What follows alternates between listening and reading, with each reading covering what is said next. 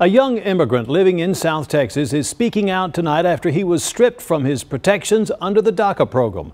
The man opens up to Eyewitness News border correspondent Oscar Margain about why he believes Border Patrol's decision was unwarranted.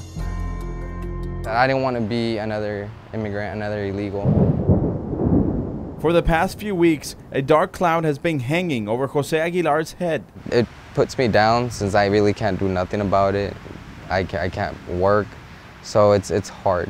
As a Daca recipient, a recent encounter with Border Patrol at the Falfurrias checkpoint changed the course of his life, he says. About 3 or 4 agents rushed towards my car, but since I really had nothing to worry about, I thought it was just something having to do with the Daca recipients.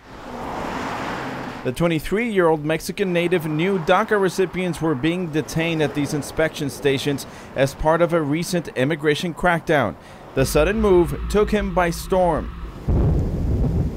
That's when they started taking my information, my name, date of birth, my fingerprints, asking about my criminal record. I told them I had none, and they did go ahead and find out that I had nothing on my record. However, he did have an immigration violation that agents caught. A report from 2009 when Aguilar and his mother crossed the border illegally after visiting his ailing grandmother in Mexico. When I found out about it, it broke my heart.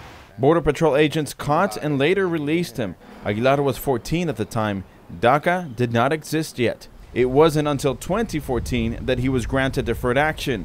He says he reported the incident in his application, and he was even able to renew Daca in 2016 under a provision describing brief, casual, and innocent travel outside the U.S. Nevertheless, Border Patrol detained Aguilar for 2 weeks, issuing a notice to appear in front of a judge. A notice, he says, he never received. After failing to show up, his Daca privileges were revoked.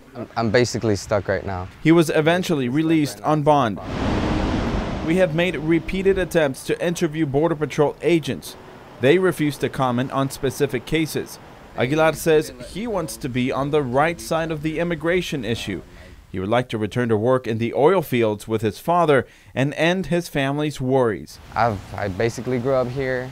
I know it's not my country of birth, but to me it is. Aguilar is riding out the storm. His fate now lies in the hands of an immigration judge. In McAllen, near the Texas-Mexico border, I'm Oscar Margain reporting.